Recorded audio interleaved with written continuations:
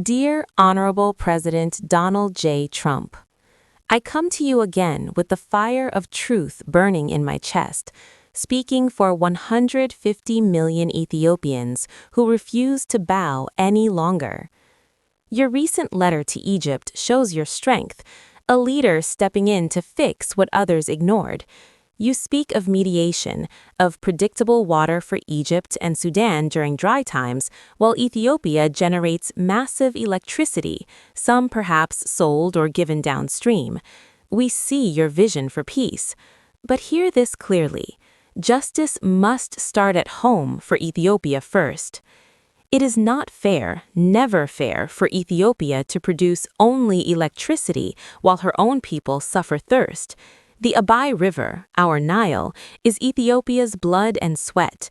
We build the Grand Ethiopian Renaissance Dam with our own hands, our own money, our own unbreakable will. No one, no neighbor, no outsider can command how we use our water, our resource. Electricity generation is our sovereign right. It is not up for endless negotiation or doubt. The dam powers our homes, our factories, our future. But that alone is not enough. Look inside Ethiopia, Mr. President. Our farmers in Afar, in Tigray, in Borena, and many other dry lands cry out. Drought hits hard here too. Lands crack, crops fail, children go hungry. Ethiopia must use her own water to pipe life to these suffering regions. Build canals, reservoirs, irrigation for our own fields first. Our Ethiopian farmers cannot abandon their land while water rushes away to make Egypt's deserts bloom. That is not right. It is unjust. Ethiopian soil feeds the Nile. The Nile must feed Ethiopian people too. Why should Egyptian farms drink freely from our river while Ethiopian farmers watch their crops die? No more. Fairness means Ethiopia drinks, irrigates, grows food for her 150 million first. If surplus remains after our needs, after quenching our thirst, watering our lands, then let it flow downstream, but not at the cost of our survival. The river belongs to its source. We have waited centuries. Now is our time to rise. You understand deals, Mr. President, great deals where everyone wins, but no one loses their dignity or their life. Stand with Ethiopia, not against her threats, but for her right to use her God-given resource wisely and first for her people. Protect our dams, our dreams. Save our millions from poverty and drought at home. Keep the benefits, water for life, power for progress, with Ethiopians who built it all. Help broker true fairness. Ethiopia thrives first, then shares from strength. No forced giveaways, no colonial shadows, just sovereign nations, equal lives, mutual respect. Ethiopia stands tall. With your powerful voice on our side, the Nile can bring light and life to all, starting where it begins. With deepest respect and unyielding hope, a proud Ethiopian voice. ለፕሬዝዳንት ትራምፕ ከትውልደ ኢትዮጵያውያን የተላከው መልእክት መላው ዓለምን በሙሉ አነጋግሯል። ፕሬዝዳንት ትራምፕ ይህን መልእክት ከሰሙት ስብሰባቸውን አቋርጠው ከመቀመጫቸው ብድግ ብለው እንደሚያዳምጡት ይገመታል። ግብጾች ደግሞ ይህን መልእክትና ደብዳቤ ከኢትዮጵያ ሕዝብ የተላከውን ማለት ነው ከሰሙትና ካዳመጡት ባሉበት ቁመው ደርቀው እንደሚቀሩ ይገመታል። ዝርዝሩን አብረን እናዳምጠው።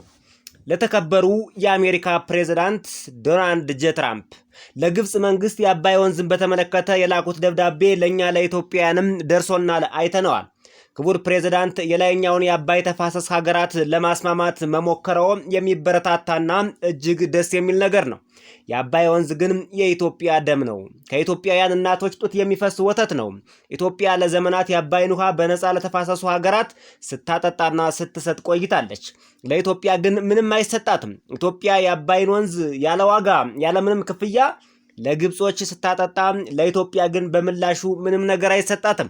ማሳሰቢያ፣ ይህ መልእክትና ሐሳብ በአባይ ወንዝ ላይ በአባይ ግድብ ላይ ቁጭት ያደረባቸው ኢትዮጵያውያን የጻፉት መልእክት እንጂ የመንግስት ኦፊሻል የሆነ ምላሽ ወይም የመንግስት ጽሑፍ እንዳልሆነ እንዲታወቅ እንፈልጋለን። ለተከበሩ የአሜሪካ ፕሬዝዳንት ዶናልድ ጄ ትራምፕ ለጤናው እንደምን አሉ? ለግብጽ መንግስት የአባይን ወንዝ በተመለከተና የህዳሴውን ግድብ በተመለከተ የላኩትን ደብዳቤ እኛ ኢትዮጵያውያንም አይተነዋል፣ ደርሶናል። ክቡር ፕሬዝዳንት፣ የላይኛውን የአባይ ተፋሰስ ሀገራት ለማስማማት መሞከረው የሚበረታታና ደስ የሚል ነገር ነው። ነገር ግን የአባይ ወንዝ የኢትዮጵያ ደም ነው፣ የኢትዮጵያ አጥንት ነው፣ ከኢትዮጵያውያን እናቶች ጡት የሚፈስ ወተት ነው። የአባይ ወንዝ ውሃ አይደለም። አሁን የአባይ ወንዝ ወተት ነው። የአባይ ወንዝ ነዳጅ ነው። ኢትዮጵያ ለዘመናት የአባይን ውሃ በነፃ ለተፋሰሱ ሀገራት ስታጠጣ ስትሰጥ ቆይታለች። ለኢትዮጵያ ግን ምንም አይሰጣትም። ኢትዮጵያ የአባይን ወንዝ ውሃ ያለ ዋጋ ያለ ክፍያ ለግብጽ ስታጠጣ ለኢትዮጵያ በምላሹ ምንም አይሰጣትም። ምንም የሚከፈላት ነገር የለም። በባዶው እንዲያው በባዶ ውሃዋን ትሰጣለች። ይህ አሁን አይሰራም። ኢትዮጵያ አሁን የ150 ሚሊዮን ሕዝብ ባለቤት ናት። ይህ ሁሉ የት ይወድቃል? ይህ ሁሉ ምን ይጠጣል? ክቡር ፕሬዝዳንት፣ በድርቅ ጊዜ ወይም የውሃ እጥረት ሲከሰት ኢትዮጵያ ለግብጽ ውሃ የመስጠት ግዴታ የለባትም። ምንም አይነት ግዴታ የለባትም። ግዴታ አለባት ብለውስ ሊያስቡ ይችላሉ? ይህ እንዴት ይሆናል? በጭራሽ እንደዛ እንዳያስቡ። እስኪ ትንሽ ጊዜ ወስደው አረፍ ብለው ያስቡበት። ክቡር ፕሬዝዳንት፣ በድርቅ ጊዜ ወይም የውሃ እጥረት ሲከሰት ኢትዮጵያ ግብጽንም ጨምሮ ለተፋሰሱ ሀገራት ውሃ የመስጠት ግዴታ አለባት ብለው ያስባሉ? እንደዛ አስበው ከሆነ ተሳስተዋል። በጭራሽ እንደዛ ማሰብ የለበትም። እስኪ ትንሽ ጊዜ ወስደው አረፍ ብለው ያስቡበት። እሺ፣ የውሃ እጥረት ወይም ድርቅ ተከሰተ እንበል። በውሃ እጥረት ማን እንዲሞት ተፈረደበት? ማን ነው መሞት ያለበትም? ኢትዮጵያውያን ወይስ ግብጾች? ወይስ ደግሞ ሌሎች የተፋሰሱ ሀገራት ዜጎች? ኢትዮጵያውያን በድርቅና በውሃ ጥም ይሙቱ ወይስ ግብጾች ይሙቱ? ሁሉም የሰው ልጅ እኩል ነው። ለሰው ማንኛው ይቀርበውታል። ስለዚህ የውሃው ባለቤቶች መጀመሪያ ጠጥተው ይጥገቡ። የሚተርፍ ውሃ ካለ ደግሞ በዋጋ ለግብጾች፣ ለሱዳኖችና ለተፋሰሱ ሀገራት ኢትዮጵያ በፍቃደኝነት በሷ ፍቃድና በሷ ይሉኝታ ትሽጥላቸው። የአባይ ወንዝ ለኢትዮጵያ ውሃ ብቻ ሳይሆን ትልቅ ነዳጅም ጭምር ነው። ስለዚህ ኢትዮጵያውያን ነዳጃቸውን በዋጋ የመሸጥ መብት አላቸው። ግብጾችም ሱዳኖችም የተፋሰሱ ሀገራትም ገንዘባቸውን አውጥተው ከኢትዮጵያ ውሃ መግዛት አለባቸው። በነፃ የሚፈስ ውሃ የለም። የአባይ ወንዝ ኢትዮጵያ ውስጥ የበቀለ፣ ኢትዮጵያ ውስጥ የኖረ፣ ኢትዮጵያ ውስጥ ያደገ፣ ኢትዮጵያ ውስጥ የሚኖር በኢትዮጵያ ሉዓላዊ ግዛት ውስጥ የሚገኝ ውሃ ነው። ኢትዮጵያውያን ይህን የመጠቀም የማልማት መብት አላቸው። በዋጋ መሸጥ ተፈጥሯዊ መብታቸው ነው። ኢትዮጵያ ከአባይ የምታገኘውን ውሃ በነፃ ያለ ዋጋ ያለ ክፍያ ለሁሉም ሀገራት ትስጥ ከተባለም ኢትዮጵያ በምላሹ ከሱዳን ወይም ከቬንዙዌላ ወይም ከሳውዲ አረቢያ አሊያም ደግሞ በዓለም አቀፍ ደረጃ ከፍተኛ የነዳጅ ክምችት ካላቸው ሀገራት ገብታ በነፃ ያለምንም ክፍያ ያለምንም ዋጋ ነዳጅ ቀርታ እንድትመጣ ካደረጉ ይችል ይሆናል ክቡር ፕሬዝዳንት። ይህ ግን አይሆንም። ሰውም ይሄን አያደርጉትም። ማንም ሀገር ኢትዮጵያ ያለምንም ዋጋ ያለምንም ክፍያ መታ ነዳጅ ቀርታ እንድትሄድ አይፈቅዱላትም። ኢትዮጵያም ደግሞ ውሃዋን ነዳጇንም ያለምንም ዋጋ ያለምንም ክፍያ እንድትሰጥ የሚያስገድድ ነገር መኖር የለበትም።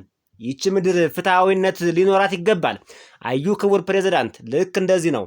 ሁሉንም መንግስታት የራሱ የተፈጥሮ ሀብት የማስተዳደር መብት አለው። የአባይ ወንዝ ደግሞ የኢትዮጵያ ሉዓላዊ ግዛት ወንዝ ነው። ለአባይ ተፋሰስ ሀገራት ውሃ መስጠት አለመስጠት በኢትዮጵያ ፈቃደኝነት፣ መልካምነትና ሩህሩህነት ብቻ የሚወሰን እንጂ አስገዳጅ የሚባል ሕግ የሚፈረም መኖር የለበትም። ምክንያቱም ይህ የኢትዮጵያ ተፈጥሮ ሀብት ነው። አባይ ወንዝ ከኢትዮጵያ ድንበር ወጥቶ እስካልሄደ ድረስም ኢትዮጵያ በአባይ ወንዝ ላይ መብት የማይኖራት፣ ልክ የኢትዮጵያን ሉዓላዊ ድንበሮች በሙሉ አቋርጦም የአባይ ወንዝ ከኢትዮጵያ ውጭ ከፈሰሰ በኋላ ምናልባት ማግኘት ያለባትን ጥቅም አሁንም ከተፋሰሱ ሀገራት ወርዳ የአሳ ማልማት ሌሎችንም ፕሮጀክቶች የመስራት መብት ሊኖራት ይችላል። ነገር ግን የአባይን ወንዝ ሙሉ በሙሉ ከኢትዮጵያ ግዛት ወጥቶ ከሄደ በኋላ የመቆጣጠር መብት ላይኖራት ይችላል። በግዛቷ ውስጥ እስካለ ድረስ ግን የመቆጣጠር ሙሉ መብት አላት። እንግዲህ የተከበራችሁ አድማጭ ተመልካቾቻችን ፕሬዝዳንቱ ይህን መልእክት እንዲሰሙት በእንግሊዝኛም በአማርኛም ቀርቦላቸዋል። ይህን መልእክት ማቅረብ ያስፈለገው ለምን መሰላችሁ? ፕሬዝዳንት ትራምፕ በፈረንጆቹ አቆጣጠርም ጥር 16 2026 ለግብፁ ፕሬዝዳንት ለሱዳኑም እንዲሁም ለኢትዮጵያም ጭምር የላኩትን ደብዳቤ በማህበራዊ ሚዲያ ተመልክተነዋል፣ አይተነዋል። ደብዳቤውም ደርሶናል።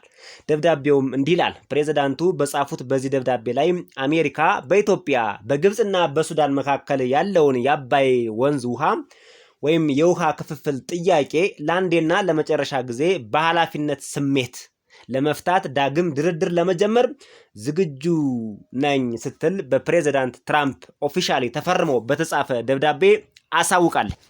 ይህ መልካም ነው።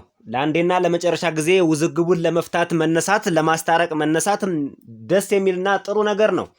የሚቃወመውም ነገር የለም። ነገር ግን ድርድሩና ማስታረቁ ምን አይነት ለኢትዮጵያ ፈተና ይዞ እንደመጣ ደግሞ እንነግራቸዋለን።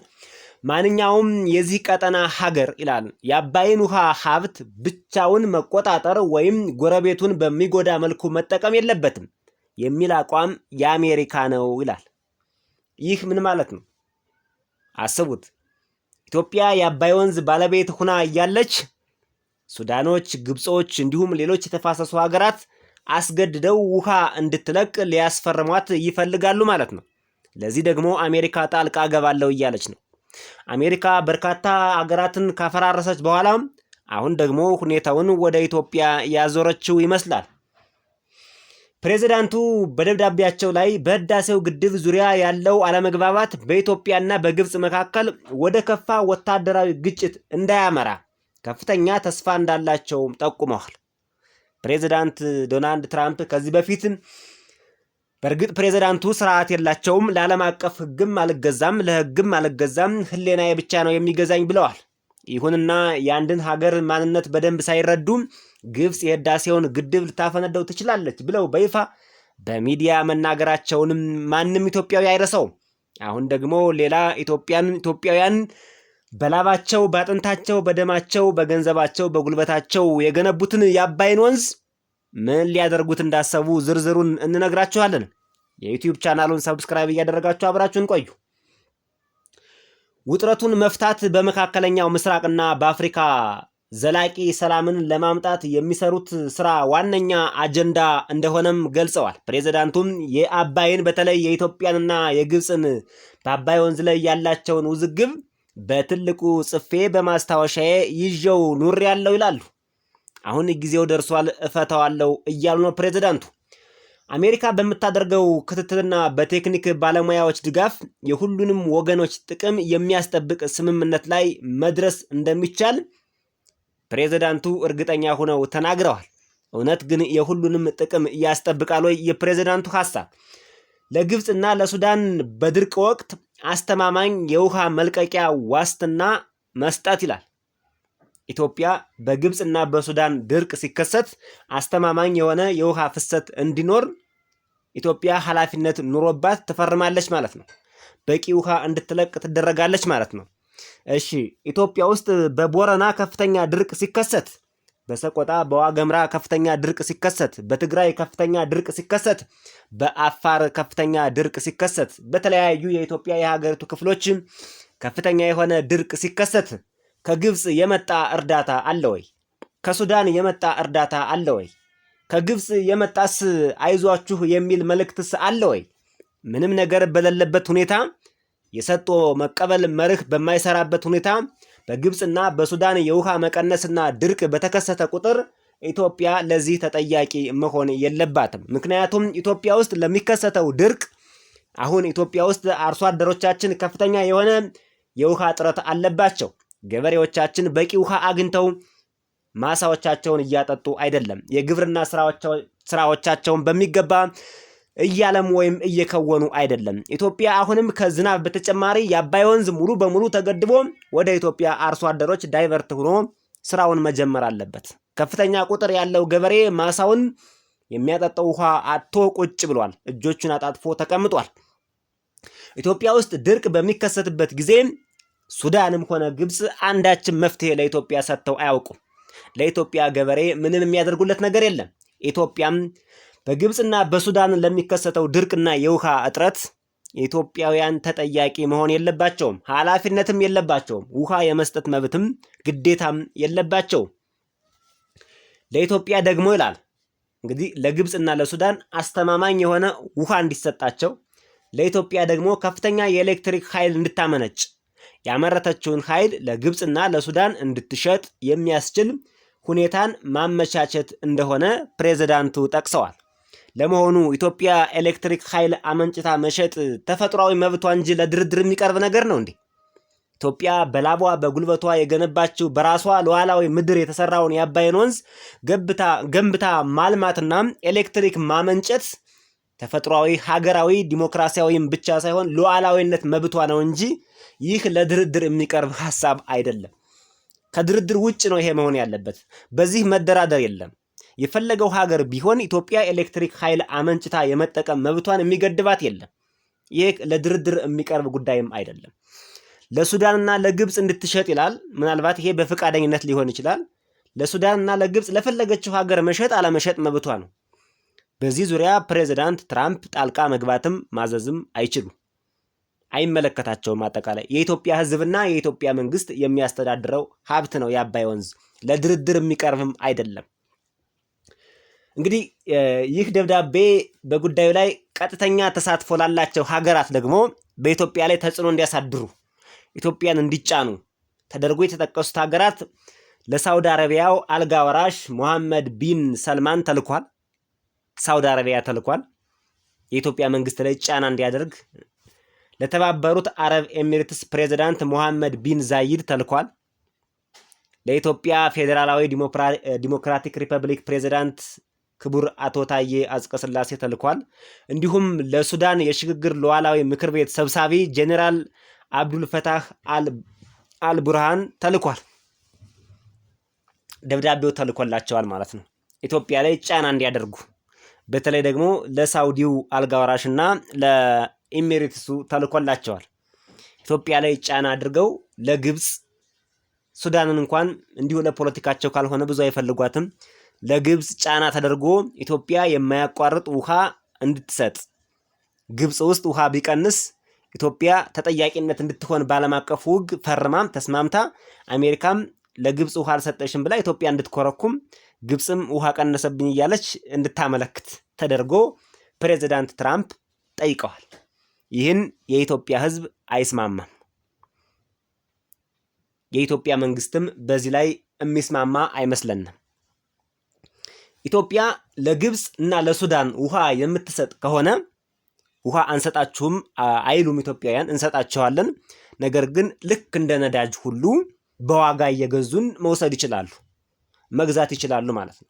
የሚፈሰው ውሃ በኩቢክ ሜትር ተለክቶ ከኢትዮጵያ ይሰጣቸዋል። ዋጋ እየከፈሉ መውሰድ ይችላሉ። ለ20 ዓመት ለ30 ዓመት መስማማት ይቻላል። እድሜ ልክ የሚባል ነገር ግን የለም። በዚህ ተስማምቶ ኢትዮጵያ ከአባይ ውሃ ማግኘት ያለባት ጥቅም ውሃውን በመሸጥ እንጂ ኤሌክትሪክ በማመንጨት አይደለም። ኤሌክትሪክ ማመንጨት ለድርድር የሚቀርብ አይደለም። የተከበራችሁ አድማጭ ተመልካቾቻችን እስኪ የእናንተን ሐሳብ አስተያየት ኮሜንት ላይ አስቀምጡልን። ግብጾችም ካሉ ኮሜንት ሊጽፉ ይችላሉ። የሌሎች ሀገር ዜጎችም ኮሜንት ሊጽፉ ይችሉ ይሆናል። ግን እንደ ኢትዮጵያውያን ትኩረት የምናደርገው የራሳችን ላይ ነውና እስኪ ኮሜንት ላይ የእናንተን 1 2 3 ጻፍ ብታደርጉ መላው ኢትዮጵያውያን ይመለከተዋል። እንዲሁም በእኛ ዩቲዩብ ቻናል ደግሞ ልዩ ኮሜንት የጻፈም ተወዳጅ ኮሜንት በተለይ የሀገርን ጥቅም ብሔራዊ ጥቅምን የሚያስጠብቅ የኢትዮጵያን ሕዝብ ተጠቃሚነት የሚያጎላ መልእክት የጻፈውን ልዩ ስታር ሽልማት እንሰጠዋለን። በነገራችን ላይ ይሄ የዩቲዩብ ቻናል አሁን 62000 ሰብስክራይበር ሊገባ ነው። ተረባርበን 100,000 እናስገባው የምትሉ ጓደኞቻችሁን፣ ቤተሰቦቻችሁን ባገኛችሁት አጋጣሚ ሁሉ ሰብስክራይብ አስደርጉን። እናንተ ብቻ አይደለም ሰብስክራይብ የምታስደርጉን፣ አንድ ሰው ለ10 ሰው ሰብስክራይብ እንዲያስደርግ የቤት ስራ ሰጥተነዋል። ይህን የዩቲዩብ ቻናል ያየ ሁሉ ዛሬ ራሱ ሰብስክራይብ ያደርጋል። ወንድሙን፣ እህቱን፣ ቤተሰቡን፣ ጓደኞቹን የሚያውቃቸውን በሙሉ ሰብስክራይብ እንዲያስደርገን ጠይቀናል። እናመሰግናለን። አባይ ወደ ግብፅ በነፃ አይፈስም። አባይ ከዚህ በኋላ ዋጋ ያወጣል። አባይን በዋጋ ይግዙን እንጂ በነፃ አንሰጣቸው።